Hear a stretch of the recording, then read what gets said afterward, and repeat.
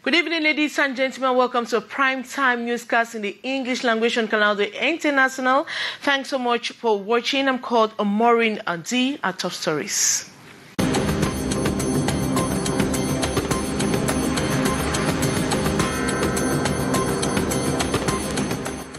Douala heavily militarized this Wednesday to prevent the launching of a book by the president of CRM party, Professor Maurice Kamto. The book launch venue and other strategic neighborhoods in the economic capital city Douala were invaded by security forces earlier today.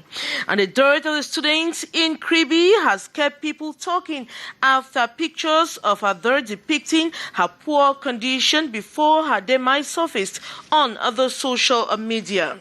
And while flames have destroyed several shops at the Quen Market in Bamenda 3, a subdivision, unlike many would have suspected, the fire was sparked off by an electrical short circuit, according to municipal and administrative authorities who say an eventual commission has been set up, and members of the upper house of assembly have questioned the disappropriation ratio of state assistance to different media organs in Cameroon. Those are major stories.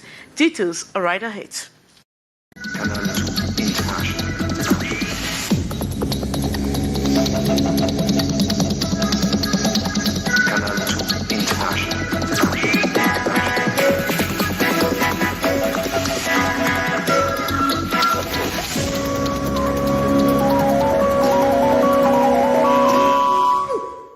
Good evening once more.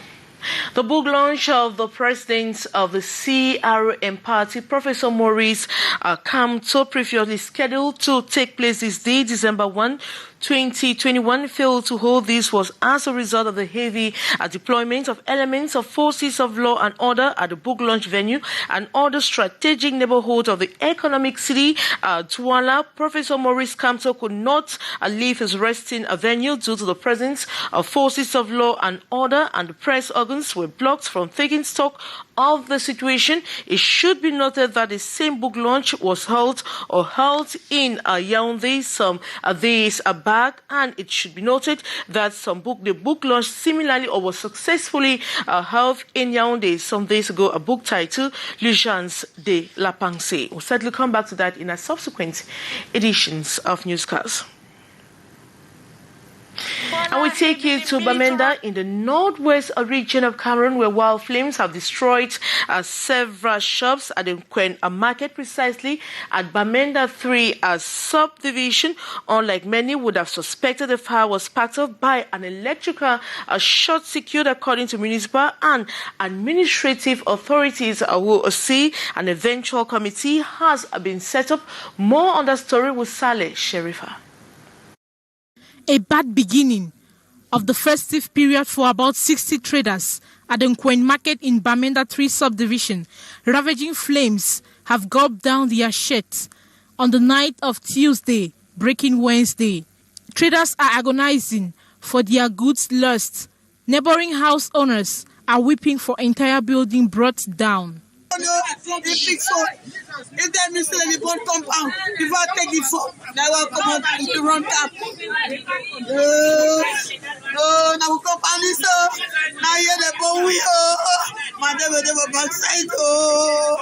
Taken on a guided tour to the affected areas by the market master, the city mayor of Bamenda addressed the aggrieved traders after an interview with the press. The first thing the DO and I did was we had to call the people who were there at the scene at the beginning of the event.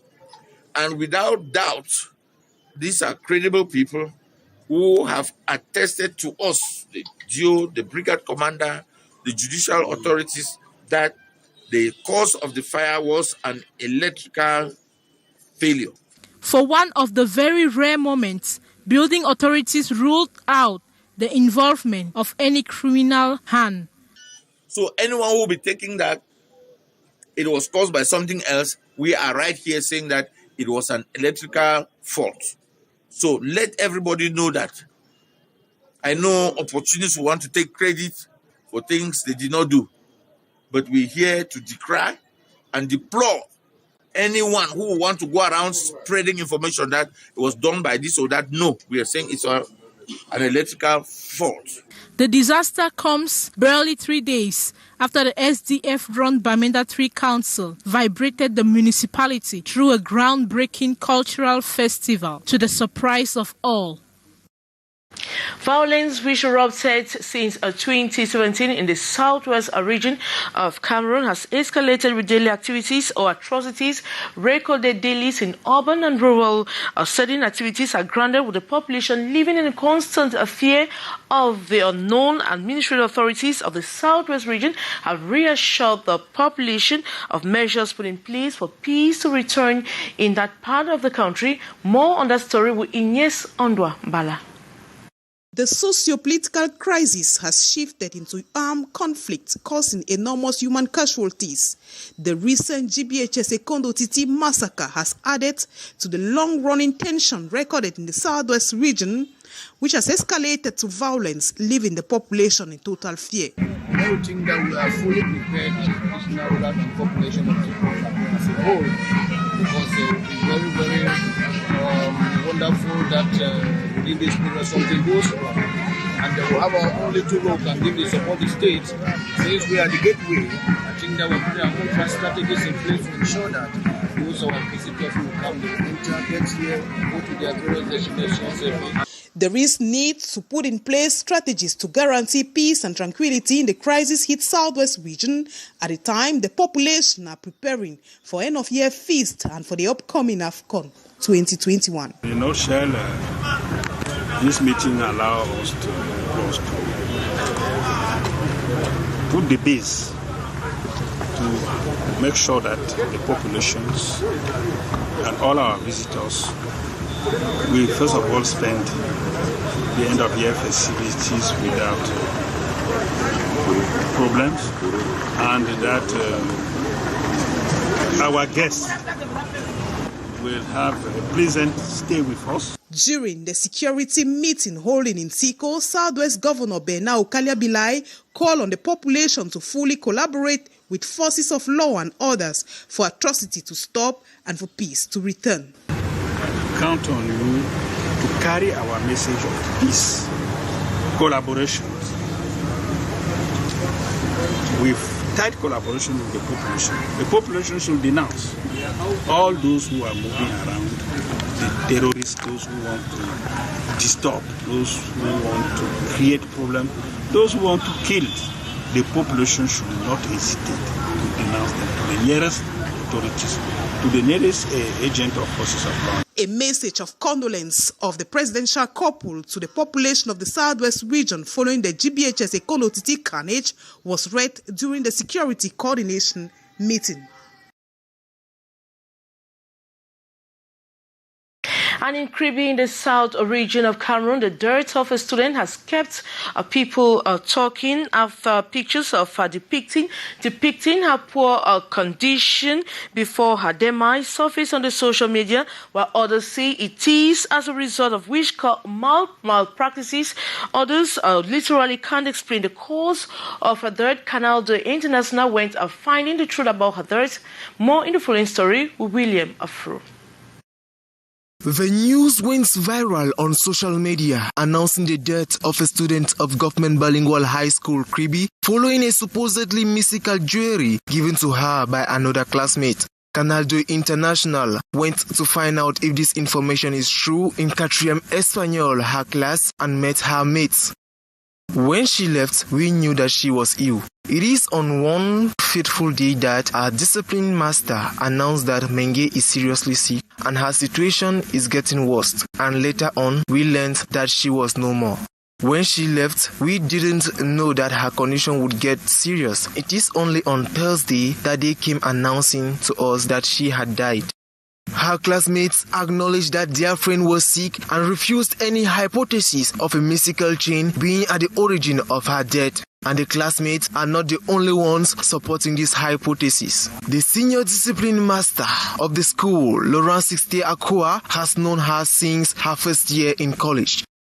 What is true is that a student who was in Form 3 was ill since she started her secondary school studies. The rumors circulating on social media regarding witchcraft malpractices is not true. The true story is that she seriously fell sick 1 week to the first sequence exams, and her parents came to school to take permission after informing us about her critical condition, and added that her treatment will be done traditionally since modern medications have no effect on her. The father of the child, who is still under shock, finds it difficult to talk to us and prefers to stay silent on the death of her daughter.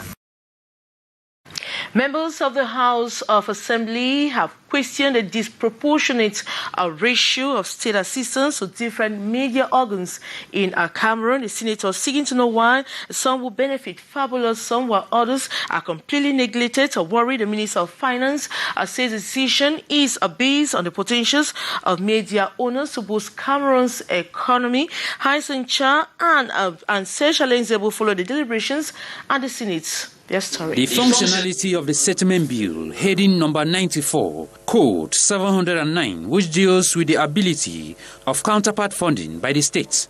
Members of the upper house of assembly remain worried over how individuals and enterprises benefit from such fundings. With the latest information circulated that a media organ was granted huge sums of money as state subvention, while others are left in the cold, the senators want to confirm from the horse's mouth the Minister of Finance. If social media carries it that a certain television station benefited from this state subvention under this budgetary head, how far is this true? And what procedure did they follow to have this grant?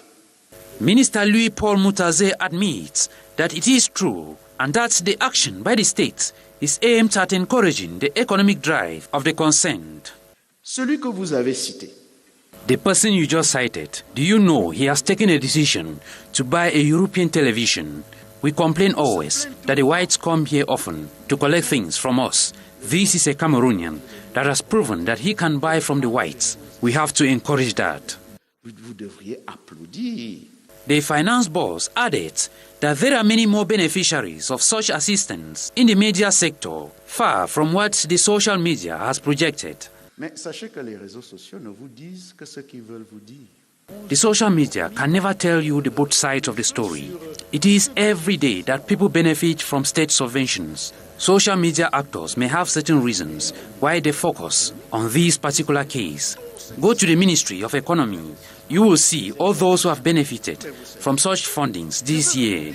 In the domain of communication, there are beneficiaries that had 5 times more than the person you cited. Bénéficiaires qui ont eu 5 fois plus que celui que vous avez cité. 5 fois plus. The lawmakers, to that regards, challenged the government and put in place effective measures of sensitizing the population on the appropriate procedures to follow to equally benefit from such grants. The Cameroonian First Lady Chantal Biya has reaffirmed her commitment in the fight against HIV and AIDS in Cameroon in a message to Cameroonians this December 1, observed as World AIDS Day. She called on Cameroonian youth to be more vigilant, given that AIDS is real. More with a student journalist in Yaoundé. And inequalities and AIDS is a theme that marks the commemoration of the 34th edition of the World AIDS Day. This theme, in line with the great effects of HIV/AIDS on people. It is commemorated every 1st December every year since 1988 and dedicated to the rising awareness of the AIDS pandemic caused by the spread of HIV infections and mourning those who died of this disease. Cameroon, as a country affected, marks this day every year through sensitization campaigns, free screening, and many others. However, eradicating this health menace by 2030 is still a great challenge. It is in this line that her message, Chantal Biya, founding president of African Synergy Against AIDS and Sufferings, on this year occasion, she did not only express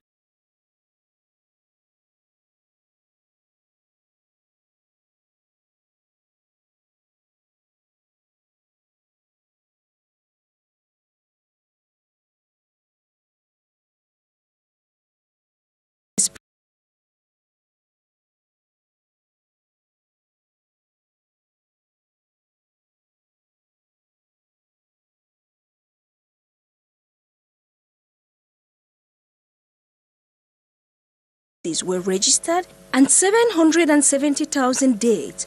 On this, she called on all to be vigilant on the increased rate of AIDS pandemic. Following deliberations filed in by different candidates, the Fake Vote Electoral Commission this evening says one candidate has been readmitted and all petitions asking for the disqualification of Mbombo Njoya rejected for baseless motives and non-respect of the petition deadline. Haisencha has been standing by at the press conference. His story. Hello, Maureen. Thanks for joining us here at the Fake Vote headquarters in Chinga. Emmanuel Mabwankesak will be candidate, of course, for the 11th December elections, vying for the top job of Fake Vote. This is coming following a deliberation session yesterday by the Electoral Commission, readmitting him to run for the Fake Vote presidency.